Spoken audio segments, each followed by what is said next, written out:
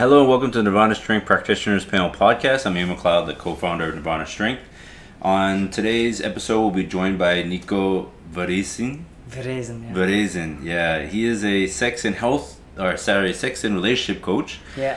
And we'll be just talking about how can you optimize your relationships, your sex, and the things that are, I guess, part of that.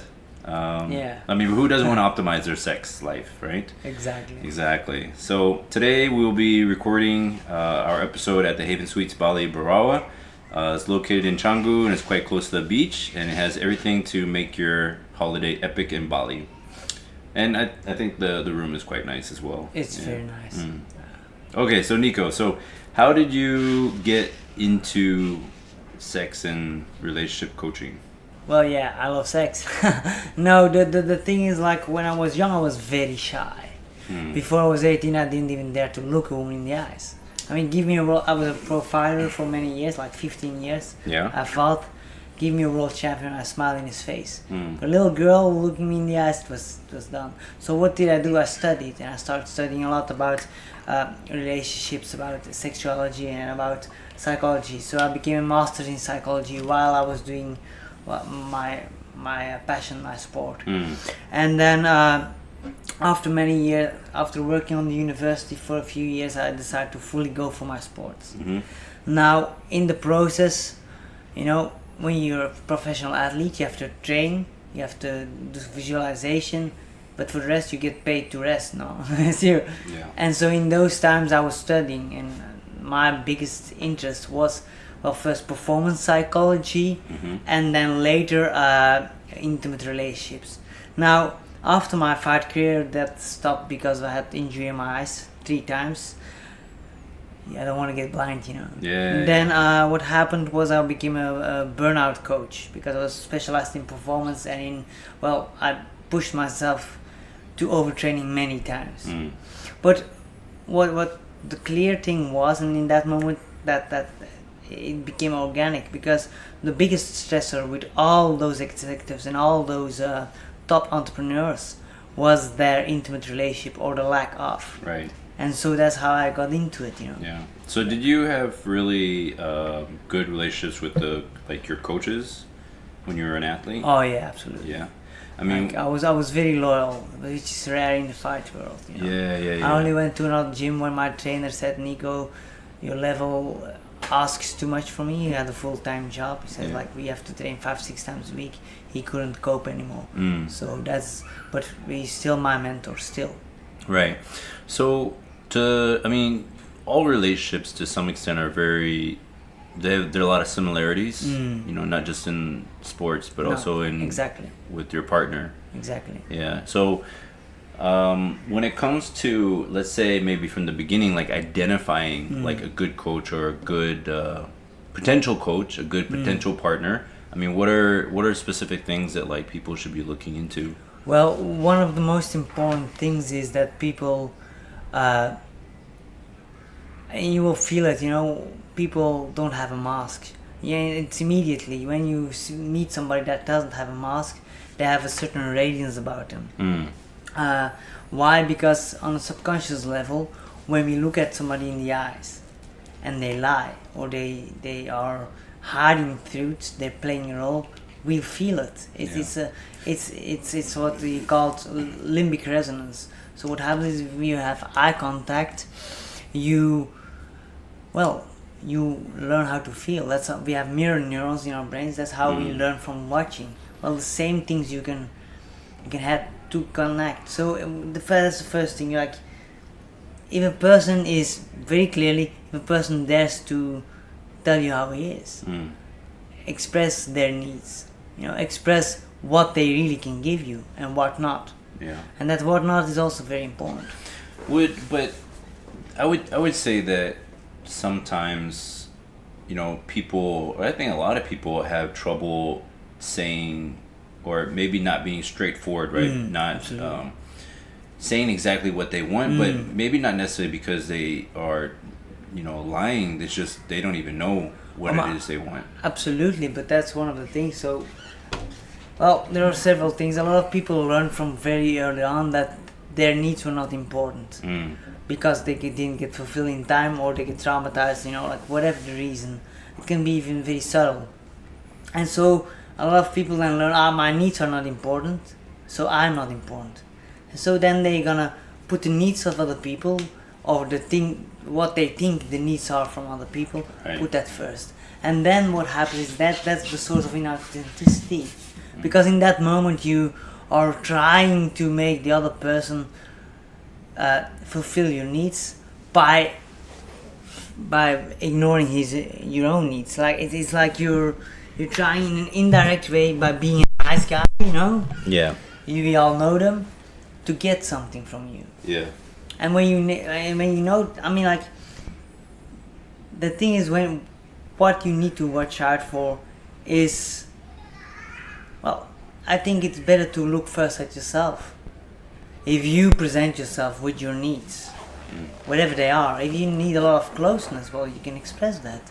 If you need a lot of personal space, you can express that too. Because if you lead by leading by example, you show direct communication and an almost unapologetic way of communicating what is true for you, then you can inspire other people. Then they say, oh, it is allowed to be myself.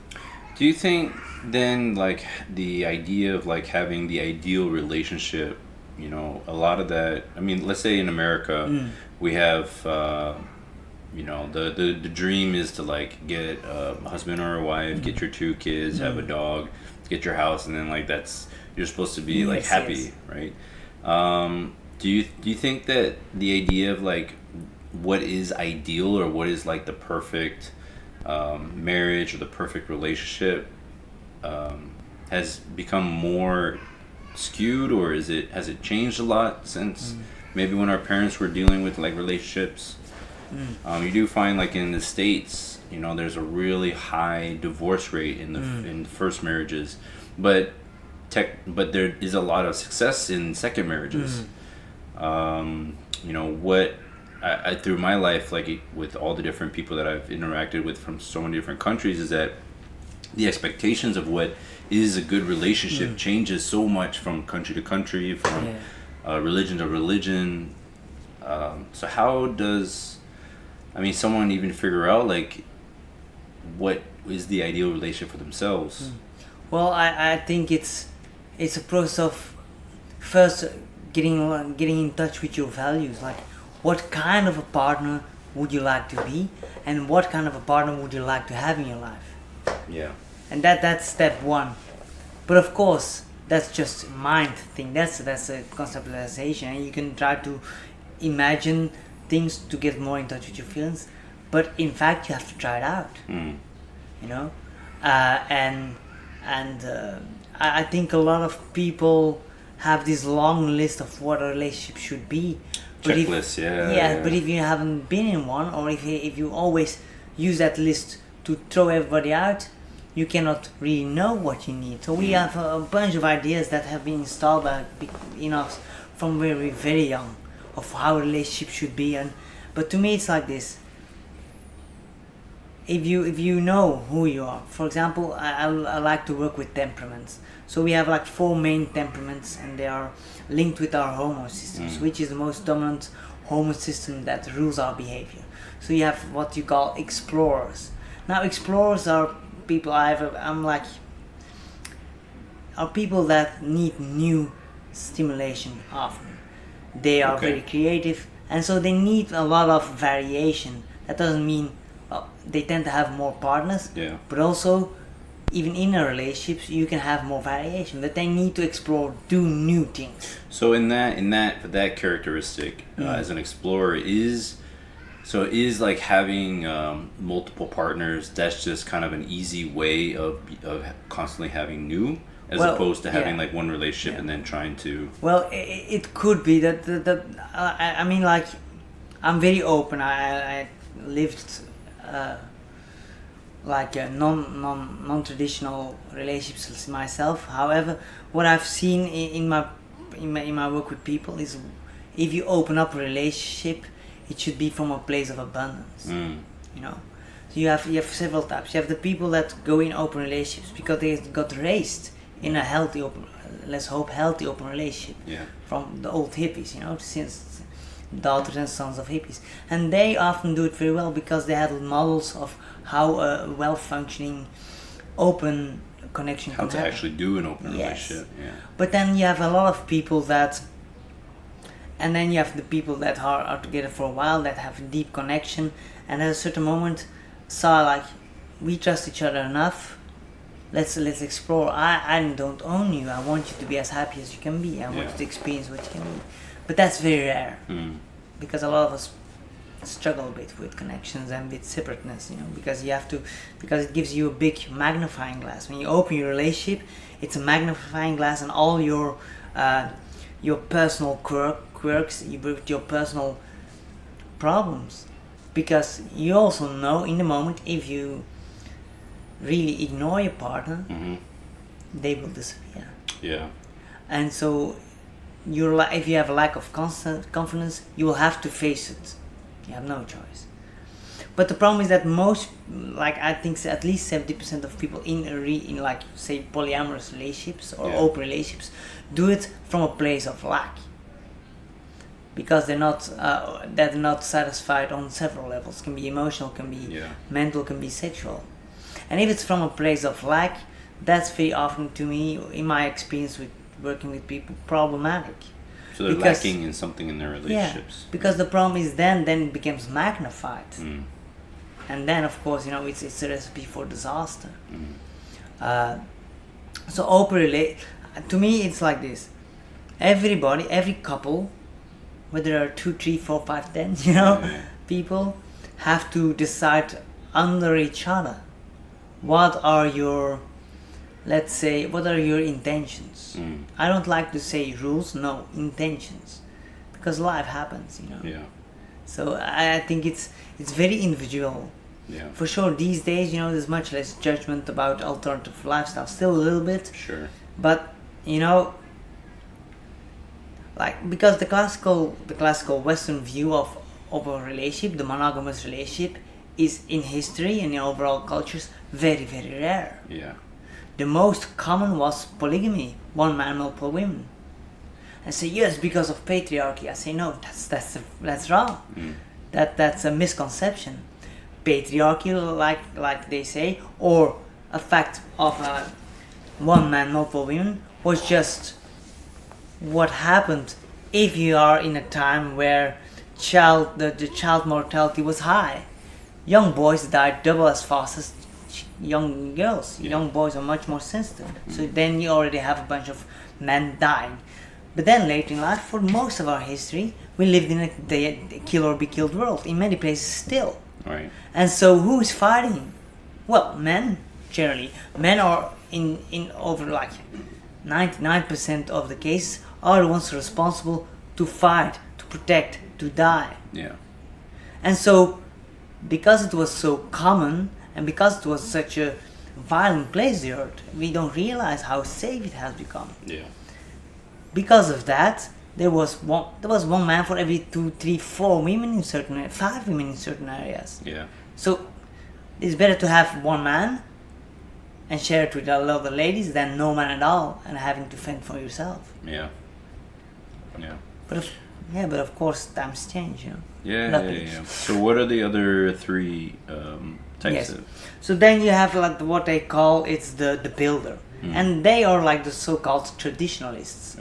They are not when an explorer gets a new risk, has, for example, if you say to an explorer, I have a day planned, you will have no idea what we're gonna do. He's gonna be excited. It's gonna be absolutely fantastic. It's the biggest gift.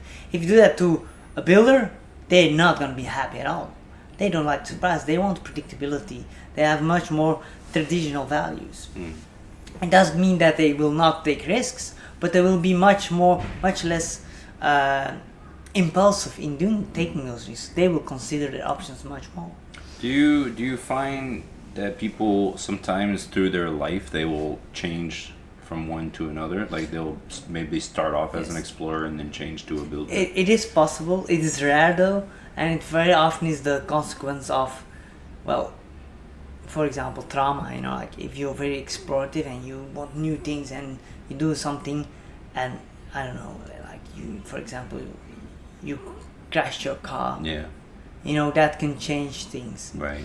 But it's very rare. Or for example, you are, and then you have the next type, which is the director is a bit what you and me are. Main types, it's testosterone driven. I want to perform. Okay. I want to win. And they're very good, very direct, and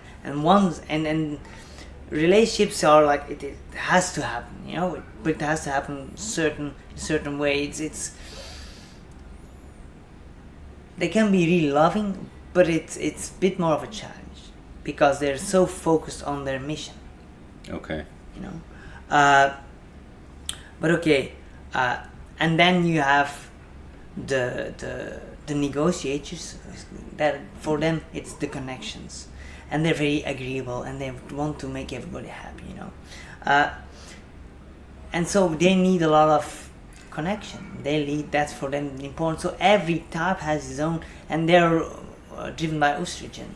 The builders are driven by serotonin, and then the explorers are driven by dopamine channel. Of course, we all have they all, you know, but it's like you mostly have like one main thing that is most prominent, and then the second thing. For me, it's very clear. My main temperament, my first temperament is being a director, and my second one is being an explorer, very clearly, and it's pretty close. I have to be honest. Yeah. So you would say that everybody has these 4 characteristics, but just to different levels. To different degrees, yeah. So it's like 4 dimensions, you know. Certain people have an almost equal activation of all of them, you know. But that's very rare. Yeah. That's very rare. Yeah. I mean, with those explanations of each type, I would probably say I'm very similar to you with regards to being a director and then the explorer. Yeah. I think a lot of I work predominantly with entrepreneurs, and a lot of them have that. Yeah. That combination, for sure, if they're successful, that combination is very often what happens. Because when you're a director, you have a goal, you go for it, linear, nothing else matters. Right. But when you're an explorer, you will become more creative. You will get new things. For example, what you guys do with Nirvana Strength, that's very unique in the fucking world. Yeah. Not only BALI, in the world. And so you will become a pioneer. And that's what you guys are. And that's why you can become really successful, because you have that creative new essence, plus the director. You know, Johnson is the director too. He might be a bit more builder, I don't know, but like he's director too. He has that goal. You guys go for it. It's what people call most people that say you're a workaholic. You have a very high chance that they're a director. Yeah. I mean, there are different ways of. You have you have healthy ways of doing that, and you have unhealthy ways. You have a lot of people who are stuck in the rat race, and they say, "I'm a director." No, you try to prove something to yourselves. So you have a new goal, and if you reach that goal, there's another goal, but you're not enjoying the process. Yeah. You're not enjoying the little steps along the way. That's the difference to me between being a high performer that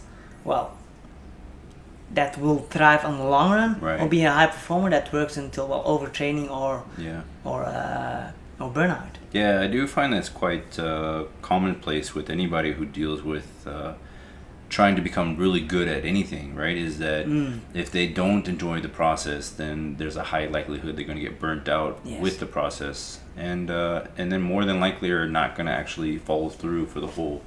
Because I mean, building a relationship, building a business, building really anything, you know, takes a lot of time. And because you're focused on a lot of sometimes very, very mundane actions, right? Like, I mean, there's so many things in training, I'm sure in boxing as well, like how many hours would you spend on just practicing the jab, and you're throwing the same punch over and over and over again. Like my basics, like when I was absolutely a beast, and what I did like 3 times a week on the back, the basics in the mirror, the basics, literally hours and hours and hours.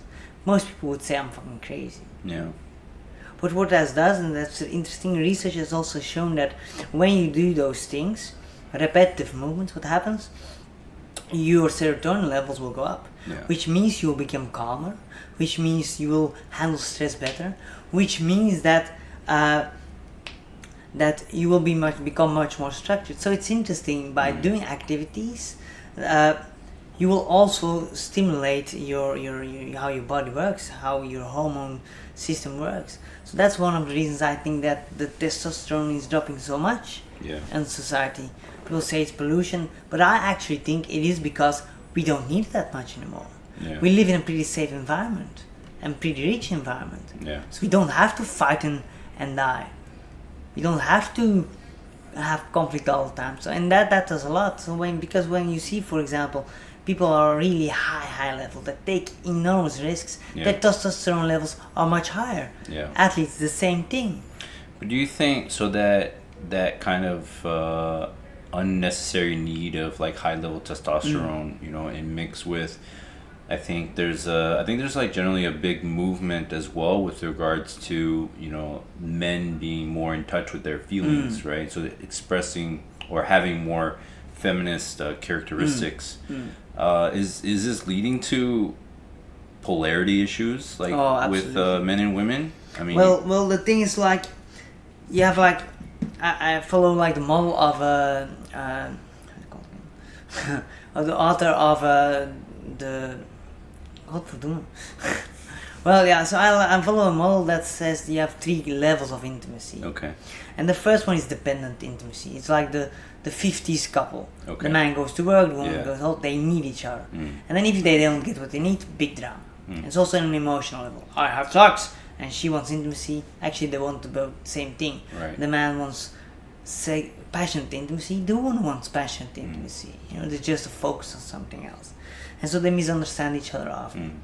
Then you have the second one, and that is what you see in BALI a lot. You see a lot of very independent, strong women, and you see a lot of very effeminate men. Right. Men that have no purpose anymore. They're surfing, they're doing yoga. That's it. They just want to enjoy their lives. Ecstatic dances. Yes, I mean I like ecstatic dance. Don't get me wrong, but the balance. And the problem is that then you have like women that are. It's like a pendulum swing.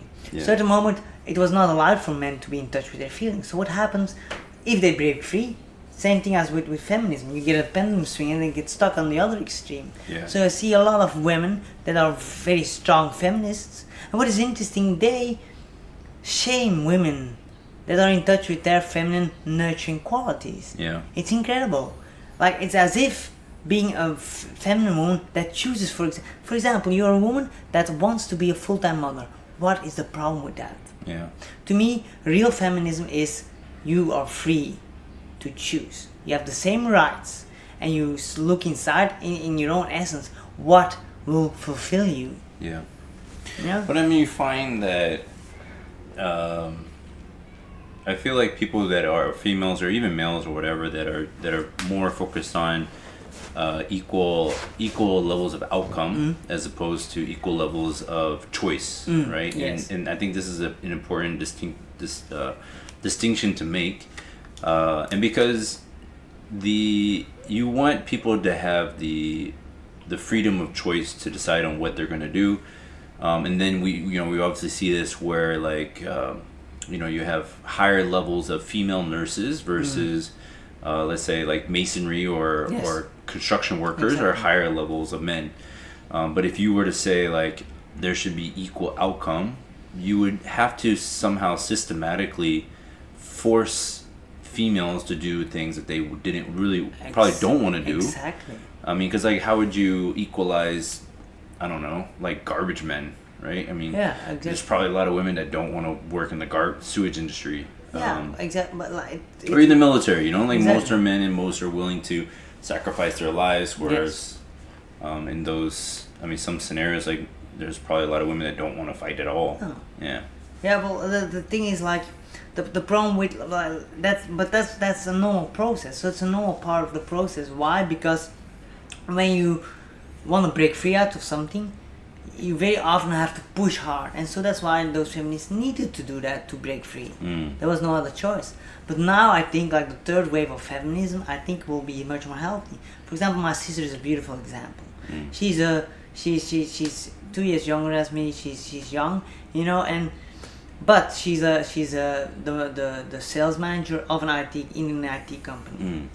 But she's very feminine. But don't get me wrong, she's no pussy, eh? But she's in a very feminine way. She can talk and communicate in a much less way.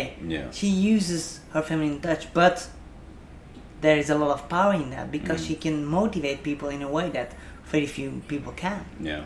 And that to me is, and she's a mother, and she says simple to me, Nico, I say you can become CEO. I know she's absolutely amazing in her social skills, but she says, listen, Nico, I don't want that. Yeah.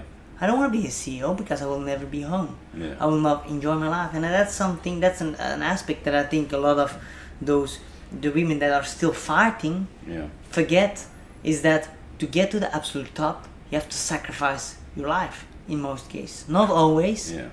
And people but are many starting times, to learn. I mean, there's a lot of men that are. I mean, women generally are more sociable than men. Yes. I mean, there's a lot of men that are just completely happy with being complete loners. Yes. And willing to sacrifice 100, 120, 140 hours a week just to reach the top. Yeah, but that's testosterone-driven behavior. It is your need, and there's nothing wrong with it. Again, if you can enjoy the process. And that is where the tricky thing, a lot of people don't have that. A lot of people have that deep sense of lack. So what happens is when we get born, we have a big self-esteem. You see, children, they think they're gods. Literally, they think that everything that happens is caused by them. Yeah. We can learn a lot from that by taking responsibility from children. But okay, so then they get hurt. Their needs are not being fulfilled. And what happens in that moment, self-esteem goes hiding because the child thinks, oh, that I didn't get my needs fulfilled, so I'm not important. And so then you have there's like a whole, self-esteem goes away, goes hiding. And then you tense, and then ego comes up because you want to fulfill that. The problem with ego is that it's validation seeking. And then I hear a lot of high profile people say, oh, I need no validation. I will validate myself. Yeah, you told me. You need validation, my friend. You have internalized that need for validation. But it's still the same thing. You're trying to prove how worthy you are. Not to other people at the surface, but to yourself. Which is an internalization of your need to prove to other people how worthy you are of love. Yeah. And so the problem is that's like a bucket that leaks. You pour water in, but keeps being empty. And so you, even if you're an absolute master, even if you are absolutely the top of the ladder, you will feel empty. You feel it will never ever be enough. Yeah. And so, and that's very painful, and that's why you see that some very people that reach the top blow their brains out. Because nothing worked. Nothing that they tried. All their sacrifice was for nothing. They still feel like shit. Well, I think this is where, you have to enjoy the process and have to enjoy the journey because, I mean, time and again, we always find that, reaching the goal in itself, because that moment of winning, like let's say a gold medal or reaching the top point, like it's very short-lived. Absolutely. It's the same idea as like buying a brand new phone and you're like super happy about it for like a week, but then after that it just becomes just a phone again. It just becomes normal. Exactly. But I think for us, like finding something that we enjoy doing. Sure, we want to reach the pinnacle, but I think that becomes quite similar to like having relationships as well, right? Like if you if you're going to be with somebody for 50 plus years, like you have to enjoy the day-to-day process because there isn't really essentially like, there's not really like a pinnacle, right? It's just like, if you think of like, okay, this is the best it's going to be. And then I guess that's where the breakdown in the relationship starts to happen. Well, it's interesting. We have a certain a few dynamics that often happen. Is the first thing is you will be attracted to the people that can help you solve your issues. In other words, they have a complementary issue. So suppose your mother was very cold and distant, you'll probably be attracted to such women. Why? Because your nervous system recognizes this. And what happens is that a lot of people go through the same unconscious patterns, play the same games. For example, one of the games is like you have like the responsible mother and the bad boy girl, and then You know, it's sad. Yeah. But it's unconscious. It's only when you learn how to realize what your patterns are that always, and then you will start to see it. But for men, it's often a bit later in life because they focus so hard. We run away in business, in working, in doing sport. But a relationship, if you really want to be intimate, it's not easy. Yeah? I call real intimacy is full contact intimacy, because you will hear things that will not be easy to hear. So do you encourage then that people should actively seek out feedback on how they behave in relationships, or what's the best way of actually going about figuring out, I don't know, what's the best relationship style for yourself? Well, the best relationship style is getting extremely honest. But like extremely. But that doesn't mean to say you hurt me or you did this. No, it means to reflect what is going on inside of you. So what we do, a lot of people, when they say the truth, it's just a way to manipulate or to force the other person to do what they want or to punish the other person. It's always outside the so-called truth. But when you want to be really honest, it's about what is going inside.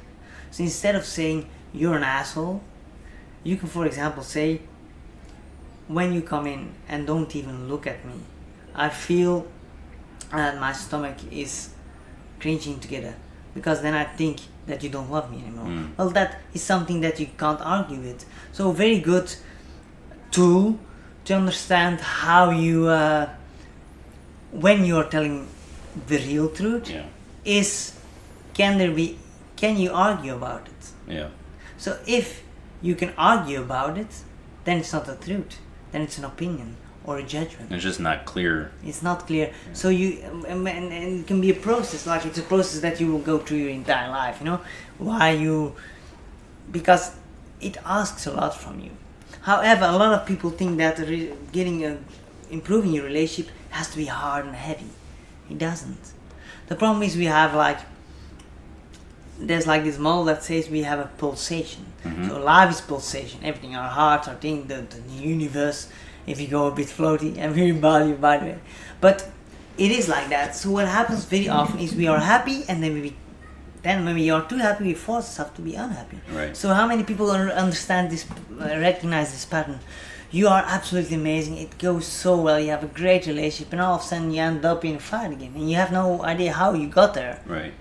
Or for example, you're alone and you're relaxed in bath and you're chilling for about 5 minutes, and then all of a sudden you start to think about all the things you have to do and about how you will not be able to afford whatever. So what happens, we have like an internal system that down-regulates our happiness. Why? Because earlier in life we learned that when we're really happy we get hurt. So we made a linkage between being happy and being hurt. For example, you tried something new, it's exciting, it's fun. For example, riding the bike and you fall flat on your face. So you link that. Another thing, for example, you're happy, you're playing, you're making a lot of noise because you're a little child, you're happy, you more start to scream very hard. So you make this, it's like, and it's like a memory that's in your body. So what happens is the older you get, the less and less you dare to be fully happy. And so that's the thing that people have to start to realize, like, what is the level of happiness that you can handle? And when you look back in your relationships, you will see when it's very strange. Like when I work with clients and I go through their conflicts, it's very often like 99% is that happens right after a moment of deep intimacy and deep happiness. It's very interesting. So you find that people are trying to almost self-regulate, right? Absolutely. Or even don't even allow themselves to enjoy the moments. It's like, the problem is consciously it's very difficult to do this. Becoming conscious is one thing, but the problem is when we often get triggered by certain things. I mean, I had that. When I get really absolutely intimate, like even in an open relationship, I got really intimate. I had the best sexual experience. The woman got the craziest orgasms, crying in my arms, intimacy. And then literally 5 minutes later, I started to talk about fucking other women. That was my pattern. But to see that, it took me 15 years. Yeah.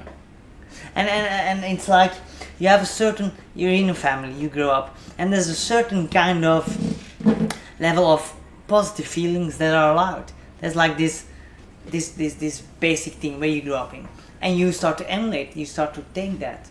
So what happens often is that a lot of us, generation over generation over generation, do the same things. Very few people break out of it, because it is neurological. You take that as your home, as your truth. And so then when you get too happy, there's a part of you in your subconscious mind that says, if you're gonna be even more happy, you're gonna be really, really hurt. So how do you distinguish in relationships whether or not you are in a relationship that's essentially like worth to continue? Like if, let's say, if you're always going through these bouts of like ups and downs, and people would see that as a situation of drama, right? Like Yes. using the word drama is like these all really high highs, really low lows. How do you decide whether or not that's a relationship or a situation that you want to try to fix or save, or is it really like a relationship that maybe might be better to just, you know, separate yourself from? So like, how would people go to actually decide whether or not they should get divorced or not, or how they should break up or not? That's a great question. Because we do find that there are a lot of people that, you know, they'll decide to break up a relationship, but then, you know, maybe 5 years later or 1 year later or 3 months later, right, they just like, they fully regret their previous decision. Yeah, there are multiple reasons why that happens, but to me it's like the following. Very often the same thing happens all time and time again. The same pattern comes back, relationship after relationship after relationship. You know, so it's not so. So what I see is like, listen, a relationship is the best way. It's like the fast track for personal growth, because it gives you a mirror. And every time you get stuck in the same old pattern, it's like, here we go again. But what people don't realize is that in that problem, in that conflict, there's the chance to grow out of it. And very often those things that bring you into problems in your intimate relationships, they have in your outside world too, in your business. That's why I say I'm like a psychosexual business coach, because it are the same principles. For example, a lot of people are always manipulating the truth because they think when they're really truthful they will get hurt, or whatever the case. The problem is, first of all, it takes a lot of energy. People see it, and when you see it, you know, like, there's a lot of tension. When your body tenses, you will feel less, you will become much less empathic. So there is disconnection by doing that. Disconnection first from yourself, and disconnection from your partner. So and that is a big problem. And so that comes back in everything. But then one of the things that happens is that a lot of people are insecurely attached. So do you know attachment theory? Well, I will explain short. Yeah. So as children, we are humans, we are social animals, because if we live alone, we die in the wild. Oh yeah. And we're weak as fuck. We are very weak, yes. But we're very intelligent, and our brains are made to cooperate. So we have a need. Like, it even goes this far. It's such a biological need that if children don't get touched and get attention, they die. So in like the end of the 19th centuries, children in institutions, even in hospitals, died. It was almost a mortality rate of 100%. Why? There was no time, didn't get any attention. So it's a very basic need. Okay, so you have that. So that we have to look for closeness to be able to do that. So we have in our bodies ways to look for closeness. For example, eye contact, looking for physical contact. Babies have that automatic. That's reflexive. Now, at the same time, we also have a need for separateness, for exploration. Now, in an ideal way, you grow up as a baby, and as a baby, until 2 to 3 years, you're completely dependent. You cannot do nothing for yourself. So then the need of continuous closeness is very important. But if your caretakers are not responsive, you will have to get survival mechanisms. So you have certain ones. So you have the anxious attachment, which is actually an overactivation of your attachment system. It's like the kid that hangs on your leg when you want to go out. Yeah. And later in life, there are people that want a lot of affirmation that you still love them. Now, that is for people that had inconsistent parents. Sometimes the need got fulfilled, sometimes not, or they got smothering parents. And smothering parents is like, yeah, but the need gets fulfilled. No, because when you have a smothering parent, they don't fulfill your need for separateness. You can't build your own confidence. Yeah. And that's what you see a lot. With a lot of boys, we get spoiled, and so we don't have any self-reliance. We don't trust ourselves because we never had the chance to develop that. Yeah. Now, that's that. But then you have the people that grow up and had a consistent lack of need fulfillment, and so they learned, I can only depend on myself. Is the child, when you're walking, they ignores you. Now later in life, the research is one of the best researched models in psychology, and for sure in adult psychology. That's adult attachment theory, and so the same principles go back later in life. So a lot of people can stay stuck. So what happens is, some people, when people come too close, they get triggered, and it's two sides of the same coin. They're insecure that they will get left, that their needs will not be fulfilled. So from the moment people come too close, they push. Okay. Then the other people, from the moment they get too much separation, they start to pull. And the interesting thing is they get attracted to each other, push-pull.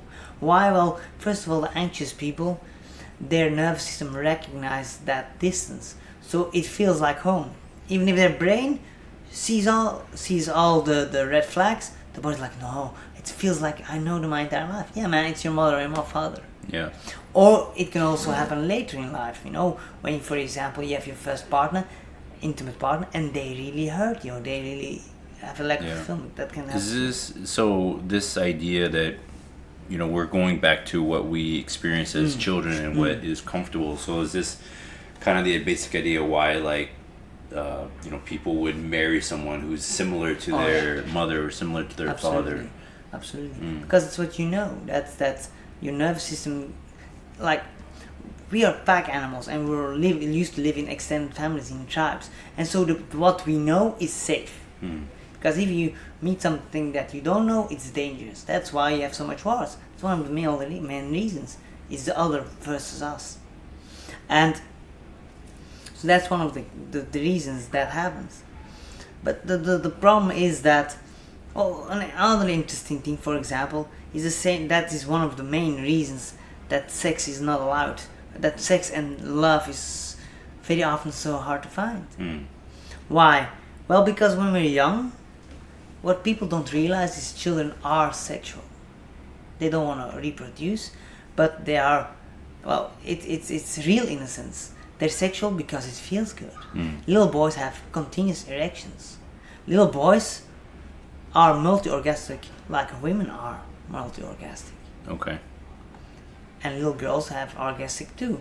But the problem is then you have a certain phase where you're going to explore that area. They call it the genital phase, Freud wrote entire books about this. But the thing is, you get shamed. You can't do that. That's not allowed. And so you feel good and it gets punished. So what happens, you meet a new partner and it's passionate. Because of separation, it's not like your family. There's a certain separation that's easy. So then you get really close. You live together. You start to do the things that you do with your family, for example. Yeah. Watching television, eating together. And what happens? Very often the desire falls away and people have no idea why. Why? Because their nervous system, their body learned, love and sex is not allowed. Very interesting. Yeah, I guess a lot of that same too, right? Like, why we would marry someone who's similar to our parents, but also too, like, why do we fall into certain patterns? I think a lot of people, and they would do this theoretically unconsciously, right? Like, they would not know why it's happening. Yeah. So if you were to recognize that something was happening that you didn't really enjoy or really like, you know, and it's something that you wanted to make like real you know, corrections towards. I mean, what are some basic steps that people can take to kind of help deal with their relationship issues? Well, the first thing is like the same patterns come back. So if you look back to your own history, you will see that the same patterns come back. Yeah. You know, and so that can help you get some clarity about this. The second thing is, once you recognize that, you have to start taking responsibility for everything in your relation. And then some people say, yeah, but I'm together with a psychopath or a narcissist, and which can be true. Yeah. However, Yeah. there's a reason that you created this relationship in your life. There's a reason that you took it. So what often happens is that later in life, like I said, you're attracted to your old patterns, to the patterns you saw from your parents. So what happens is you have an opportunity to get out of there. But you can't do that if you blame the other person. So what we often do is, to avoid looking inside, we start to project. Suppose a beautiful example is, you see somebody walking by and you feel horny. Somebody that's not your partner. Oh, and you feel guilty, so you suppress that. But then you start to notice that the eyes of your partner are lingering to beautiful people, and then you get really angry because they're looking to other people. It's a projection of your own feelings. That often happens, you know. So, but to break that negative cycle, it's very important to take responsibility. Like, and instead of asking like, who is at fault, it is the question. One question is very important: why and how did I create this situation in my life? But it's very hard. It's like that taking responsibility is hard, because from a very young age we get learned that people are to blame, that people are wrong, that people have to get stamped. Well, it makes life easy that way. I mean, you know, it's hard to deal with your own weaknesses. Absolutely. And I think that process of self-correction is really difficult as well. I think, you know, for a lot of people, especially when it comes to the idea of coaches, you know, like yourself, a relationship coach, is that you're able to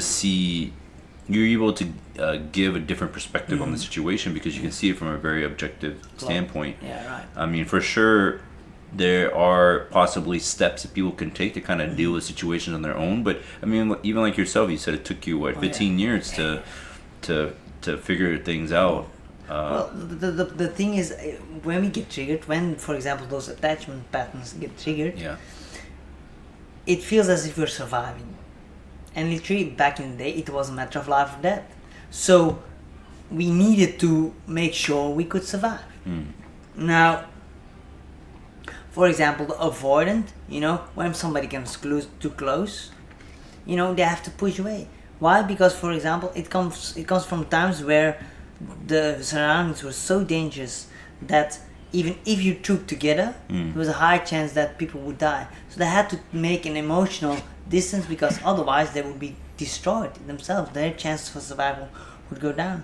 So that's why they look for people who are very anxious, very smothering, because they give them the validation like, hey man, you're cool. Now, what happens is that, so I lost it. Yeah. No, what was the question in? I think we were just talking about how do people... Yeah.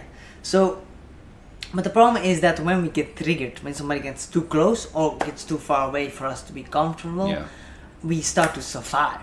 And what happens is your cognition, your conscious thinking switches off, literally. Because it's like when a tiger walks into the room, you have to react immediately or you're dead. Right. And so we start to do unconscious things. And the patterns that have been installed earlier in life, they come across. And that's why it's so hard to do it on yourself. But that's why the best way to grow as a person, also as a businessman, you know, because when you learn how to be authentic in your intimate life, when you learn how to negotiate or to get your needs met in a healthy way in an intimate life, you can do it everywhere, and it's easy. I think one thing that people kind of dismiss or they don't actually fully understand with regards to practicing under the most ideal circumstances is that when it actually comes to the time when that that situation arises, that it's actually significantly more difficult to implement those actions. So again, let's say the tiger example, walking into the room, like you could, visualize or think of like, if a tiger were to walk in, I would do this. Yeah. But then you ever happen to have a situation where that tiger really did walk into the room, you would possibly freeze and not do anything. Or think of how many in school we did so many like earthquake drills and fire drills and all that stuff, and then there'd be some situations where like a fire really did happen and nobody behaved in the manner in which we practiced. Exactly. I think that that's definitely quite common. This is why with regards to like how we train at the gym as well, or how you would practice as a fighter, is that you can train and you can practice as much as you want in the most ideal situation, but unless you actually implement them into the real, like you practice them in real life, you know, and see how you deal with the situation is absolutely. So yeah, the problem also is with a lot of therapists and a lot of coaches that they're, how to say it softly, too big pussies to really help.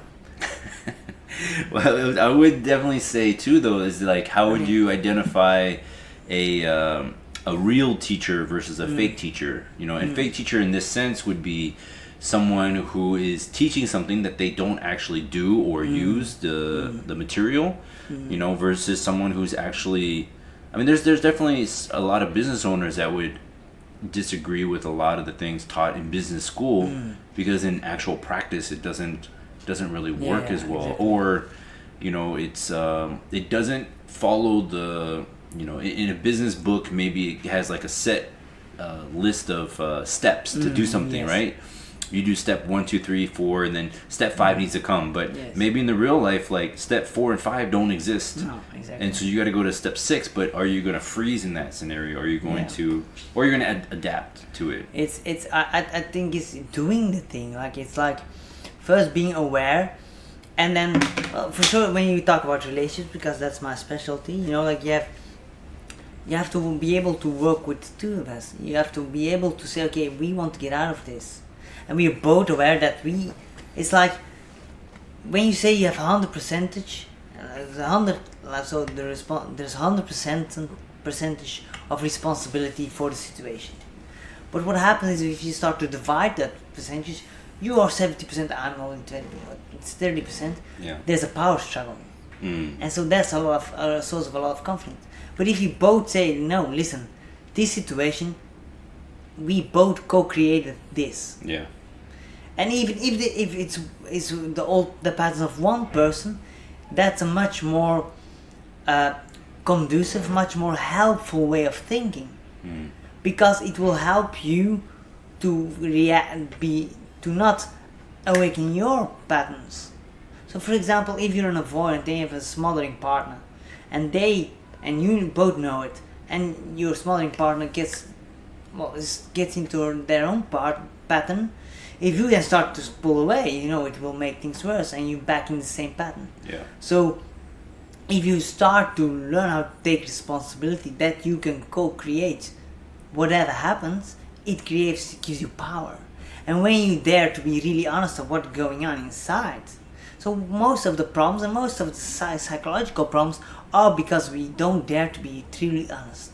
Yeah, and I think, taking some level of responsibility for this creating the situation is important, because if you do end up just blaming someone over and over and over again, then you're indirectly also saying that you have no power to change the situation. That's the thing. Yeah. So lying means you have no power because you're faking it. You're not really you. Right. So even if you have a beautiful relationship, you will feel empty inside. That's why sometimes people have an amazing life, and the woman thinks the woman thinks the man is so happy, and then he blows his brain out, and they have no idea what happens, no little nothings. Why? Because he was playing a game, and it was too fucking tiring, and he was really good at playing a game. Yeah, I think this idea of wearing a mask, happens so much in our lives. I mean, you think of, like for me, the idea of someone who seemed like a very happy person, but ended up taking their own life, with someone like Robin Williams, who, exactly. he was someone who everyone thought was like Yeah. having a great life, was always happy, but you do find that in those kind of scenarios, especially with comedians, that they will hide behind the idea of being funny and being happy. The sad clown. Yeah, the sad clown, right? It's very often, because what often happens is that, well, or you get stuck in a certain pattern, or you're gonna compensate. Like that's why, for example, a lot of asshole men, machizo men, are actually have no confidence at all, and so they try to play the role.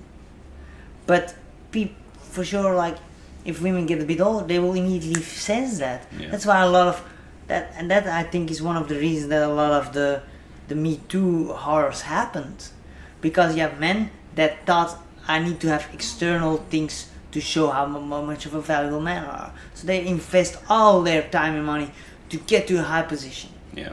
But then on an emotional level, on a level of interacting with women, they're still a 16-year-old boy. Right. And then they get very frustrated every time the woman will not be attracted. Why? Because, he is faking it. Yeah. He's trying to prove.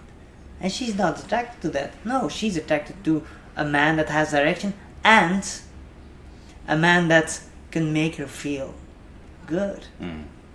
That's the thing. How can you make her feel? That's one of the most important things. Like a lot of women too, they are so busy with how they look, and it's important, but it's more about how enthusiastic are you, how much of an energy do you have. It's much more about how does the other person make you feel than external things. It's more about the interaction, the quality of the interaction.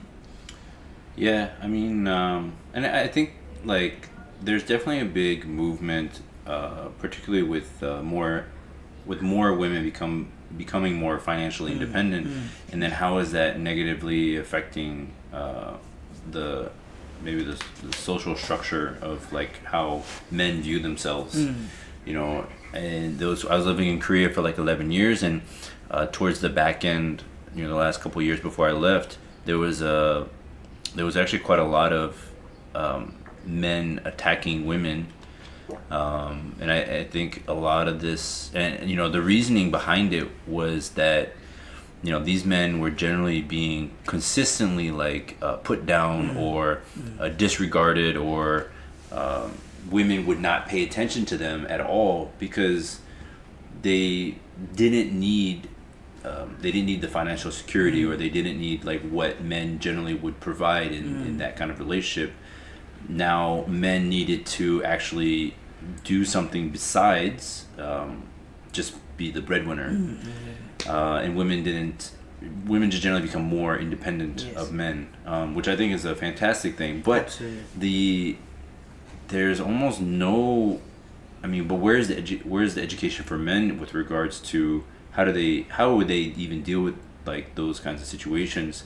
I think not saying that by any means like what they do is horrible. But it's a social phenomenon. It has to have reasons. Yeah. Well, it's complex. One of the first things is like, so I always like to look to the animal world. So for the most of our histories, we were like chimps. We lived in a very dangerous environment. So you have to have a strict hierarchy, hard competition for resources, because it was a kill or be killed world. So the need for a strong, hard man, it was very important. Yeah. That's most of our histories, and so that's how our bodies evolved. And so women were attracted to the strongest men. That's simple. Simple. That's how it was. Now we have. That's how our bodies are evolved still, But now we have a society that's more like a bonobo society. That means it's safe, it's secure, and then when you see in the bonobo society, the women rule. In what society? In the bonobos, it's another kind of animal. Okay. It's like another kind of ape, and we have the similar genetic differences between the two. We're equal. We're in between. So the thing is, with the bonobos, even if there's too much aggression, the women will work together to calm the man down. Okay. So we live now in a society like that. What happens if you're a young, disagreeable boy? You fight. That's how most of the animals fight. Most of the mammals fight to seek to get like a hierarchy if they're group animals. That's noble. That's healthy. But you get shamed. Yeah. I mean, I was raised still and I went to an all boys school. So if we fought, the only thing that happened is we were pulled apart. Like, what is the problem? Okay, talk about it, no fighting. Okay, shake hands. That was it. Yeah. That was all. Now, if you fight as a little boy, they call you mother, you get shamed, and you get expelled even sometimes. Sure. It's all, it can't be. Or, for example, you're a young boy, you like to climb in trees and jump. I did that all the time. I climb in trees, jump from tree to tree. I love that. That's a masculine essence. It's conquering. It's facing death. That's I call it like a sexual essence, and most men have a more masculine essence. We want to create, we want to overcome boundaries. We want to have direction. We want to lead. But then a lot of guys get shamed when they do that, so they learn patterns that are very agreeable. What do you want? Yeah, nice guys. It seems like it's happening a lot on both ends, right? Yes, like, both ends. And then women. Men are getting shamed for doing maybe dumb stuff that men do, but then also too, like, women are getting shamed for being overly feminine. Absolutely. Yeah. And so then you get like and then we get back to the intimacy. So then we get to that second level of intimacy where women that have a feminine essence, that are actually very feminine, that want to be loved, want to be seen, want to be taken care of, actually. Yeah. Don't want to radiate. They just want to flow. They have learned that that's not allowed to be loved. So they have that masculine mask, or like masculine. I call it go mode and let go mode, or push mode and flow mode. Like, it's masculine and feminine is a bit tricky, But let's say we have masculine mask on. Then you have adult boys that have learned to suppress their masculine sense of danger and sense for conflict, and so they have a feminine mask on.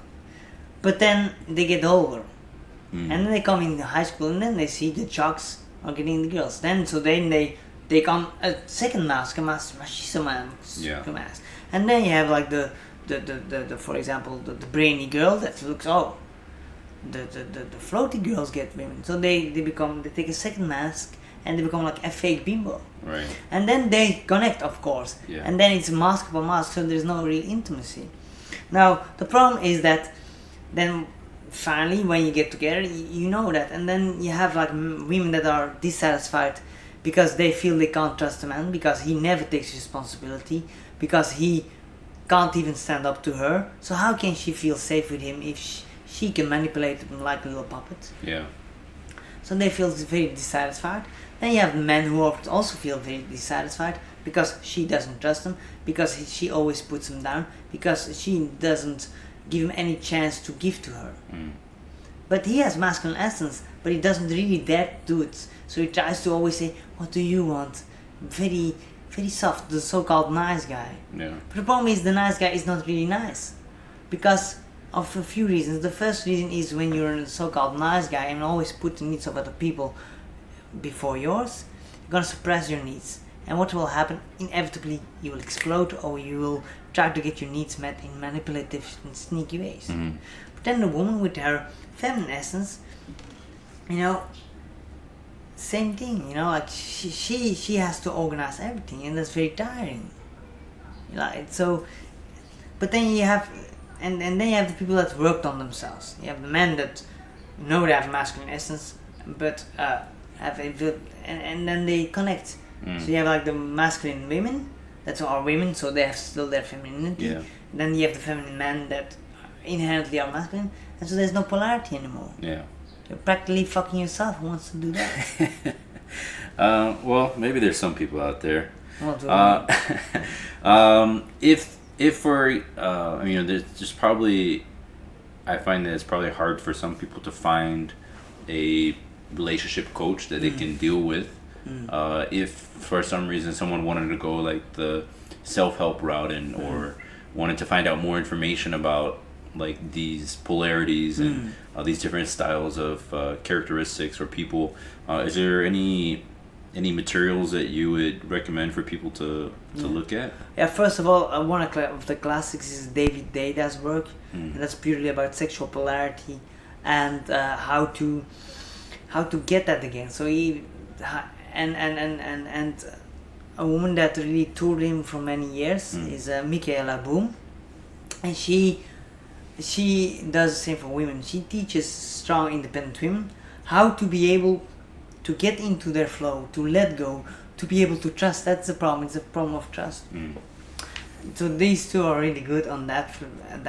So, thing. but these two, it's like you can. It doesn't mean like if you're masculine, it doesn't mean that you're masculine in all situations, right? No. Like you could theoretically be you could, as a female, you could be the breadwinner. Yes. But in the actual house, you could actually play the opposite role. Absolutely. Like so very often the question. A lot of people say I'm equal masculine and feminine. That's bullshit. You have a few people, like 10% of the population, they're intimate. But how can you know the difference? Well, if you like passionate sex where you rip each other's clothes off, or one person is taking the lead, then you have a polarity.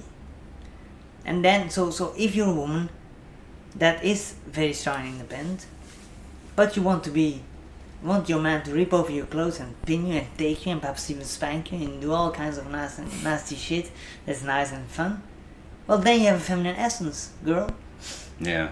You know? And the other way around too, the man, if you want that. You know, and a lot of men want that, but they don't dare. Yeah.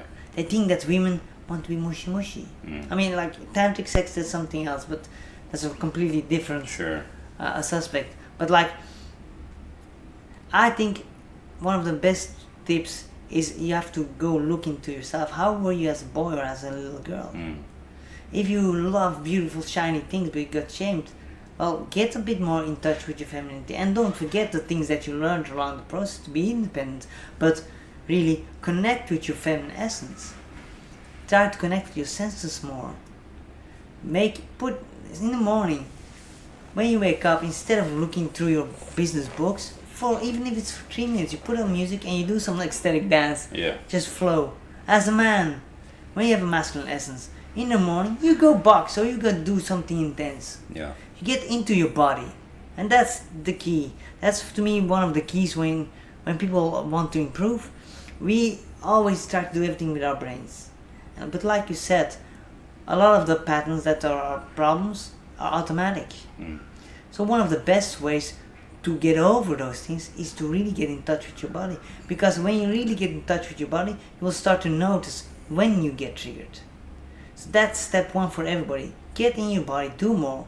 And that doesn't mean, a lot of people say I'm in touch with my body, I sport a lot. Yeah, but a lot of people do music and they force themselves, yeah, I'm gonna lift heavy. Yeah. You dissociate from your body. Yeah, I think part of that too is there's so much, especially like in America, where there's such a high rate of taking pills, right? And so people have even more difficulty understanding what it is their body even wants because they're so hopped up on drugs. Or I think having even being able to have a healthier lifestyle with regards to like sleep and food and all that stuff. Not only does it help you become like healthier like physically, but also it gives you a clearer picture to actually understand like how you react to situations.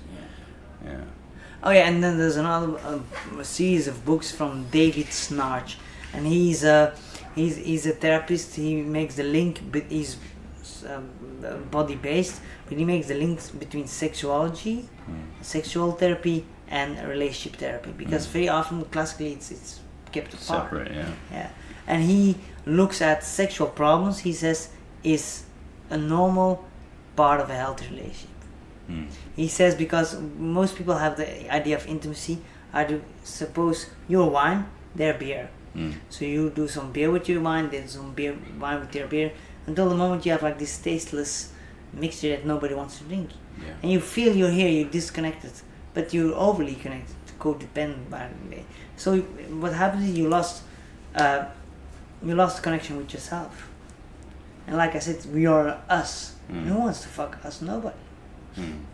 So we have to learn to stand on our own 2 feet again. So it becomes a choice to be good together. Yeah. Because if you see that separation, if you realize that your partner is not to be taken for granted, that they choose to be with you, that they don't need you, then desire and long-term desire is almost guaranteed. So you do find that people who have greater levels of polarity tend to have longer relationships than those that are it depends how. codependent? So the polarity, for example, in the 50s there was polarity too. Yeah. Men went to work, then they came home to eat, then they went to the bar. Well, in extreme case, I make a caricature. Come home, fuck. And there was a lot more sex, much more sex. There was much higher testosterone because the activities that the men were doing were male activities, and they were hanging out with all the men. So there was like much more. The need for testosterone was higher. There was even just fun and playing games and doing sports, you know. And then the women, well, classically in the 50s, then they had tea parties. I'm making it a bit extreme, but that's it. There was a lot of communication. There was a lot of connections. Yeah. And so there was a natural polarity, but very often it was in a very destructive way. You know, it's not so much like, I think we have to make the difference between sexual polarity in the sexual world and an intimate world, the love world. The thing is, the sexual world is inherently unequal. And it's often a way to equalize your life. Do the things that, for example, a lot of very high profile entrepreneurs and executives are into BDSM. But do you think they're the dominants? Sometimes, but very often not. Yeah. Very often they're submissive. So why then they finally can let go? It's like an equalizer of your normal life. Right. It creates, it rebalances you. So that's sexuality. But in sexuality, then you have that polarity. You know, you need that. But then in your normal life, you know, to me, it's actually pretty simple. One of the biggest difficulties is that a lot of women don't learn to not trust another person, not give trust to the other person. A lot of men have learned that it's not good for them to lead, it's not good for them to provide direction. But those are two needs, two very psychophysical needs. A man wants to empty, a man wants to give, a man wants to penetrate. You know, it's like a beautiful metaphor, but it's true. And the female wants to be penetrated, wants to be taken care of, feels. Like if you see for example, how we abuse alcohol, men drink themselves to pieces so they don't feel nothing anymore. Yeah. Women want to do it to feel more. It's in very interesting things, and those things are, well, that masculine feminine dichotomy. You know, I don't pull it out of my ass. That's literally centuries, thousands of years of scholarships. Like in the tantric world, it talks about that, where the man and the Shiva, the male principle, is awareness, is emptiness, it holds the space for Shakti, the feminine, which is energy, which is nature, which is up and down and alive, and it's the thing that creates life and destroys life. But then the man holds the space. So that's a bit the essence, you know. Like, and I think if we learn how to really listen to our bodies, to relax our bodies instead of pushing ourselves. So it seems like too that because of so many different kind of variables, right? Like it's not like a coach would just like go and just fix somebody, but that person would need to take an active role, right? They need to take an active role in the development. A coach can do nothing. Yeah. A coach can give feedback. A coach can invite, and a coach can give ideas, but you have to do it yourself. Yeah. But a good coach is somebody who has the balls to tell you how it is, and that's a big problem because it's not easy. Because if you're a good coach, you have to be able to hold the space for people who are in pain, for people who are feeling bad, for people who are angry with you because you told them the truth. Yeah, I think that's very rare. Yeah, I think too is like sometimes coaches would because they feel like they are just there to satisfy their clients, right? And sometimes vice versa, clients feel like that the coach should just tell them what they want to hear. But I mean, coaches at the truest sense should be there to help you find where you're weak in your life, where you're weak in your movements, and actually help you improve on those, you know. Absolutely. So it's hard for people sometimes to hear someone point out specific weaknesses or things that are wrong, and and then to actually accept them can be difficult as well. Yeah, but because we learn to, most of us have learned to improve by punishing ourselves. We're not very friendly yet to ourselves, and we don't forgive ourselves that much. And that's the problem, because we then don't forgive us, and then we hate ourselves, you know, and so we internalize it all. While if somebody can show us the patterns, and when we realize, like, listen, we are doing our best with the upbringing that we had, with our neurology, we, like most people, if you're not a psychopath or a narcissist, are trying to improve the lives of yourselves and the people around you.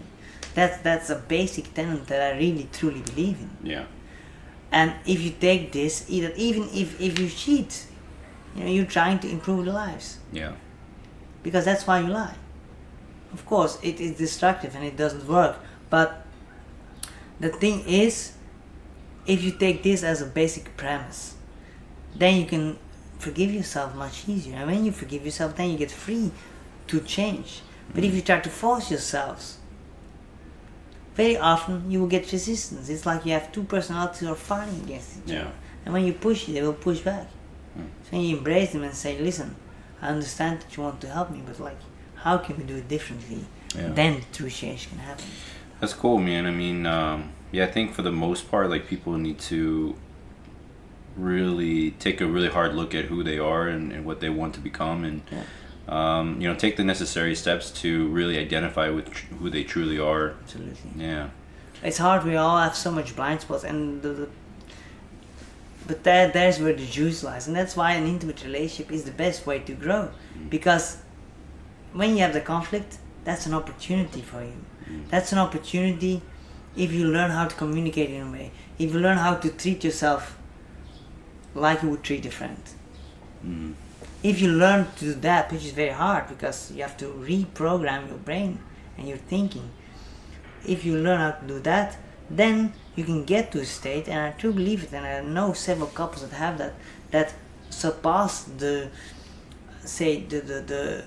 okay life and came to an exceptional life where they really thrive together. But you can't get there if you don't dare to look at yourself. Right. If you keep blaming the other person for your problems. And I should get raped, and I should this, this should happen absolutely nothing. Should and must is horrible. I want. How can I? That are much more powerful questions, much more empowering questions. Cool. Awesome, man. Well, it's great conversation. I'm sure we'll definitely have plenty. Cool. If anybody wants to come to Bali and hook up with Nico, he's here waiting in Canggu. Absolutely. If there's someone that wants to contact you, what's the best way to do that? The best way is just on my Instagram, Nico_Verresen with 2 R's and an S. Okay. Or just on my Facebook. Okay, sweet. Yeah, I'll put that information along with if you could send me those books again. Yes. We'll go ahead and put those into the notes of the show. Cool. Man, that's awesome, man. I learned so much with regards to relationships, and I think helping people improve on those is where we are always going to be at with regards to coaching, right? We want to become better ourselves, but also help those that we are always interacting with. Yeah. I find that by helping other people, very often you're also helping yourself. Because when you have to guide other people to try to get out of their old patterns, you will start to understand what you learned much better. You have to do it yourself too, but by guiding it, it's like, it's only my level in Muay Thai, my technical level is really, really high. But only when I start to teach other people, right, then my understanding became even deeper. Right. I mean, they say that with with languages as well, right? Like, you don't truly understand the language until you're able to teach. Yeah. And I think that's all most of us are doing as coaches, that we're always constantly students as well, absolutely. right? We're always in a constant All process. the So enjoy the you process. ask me books, but I have like 30, 40 books. Enjoy the process. Yes, Yeah, exactly. Yeah. You know, Awesome. like, you live your passion, I live my passion. Everybody live your passion. Live your passion. Cool. Well, thank you for joining us for another episode of Nirvana Strength Practitioner Panel. We'll see you again soon enough. Thanks, bud. Go. Thank you, Bye. man.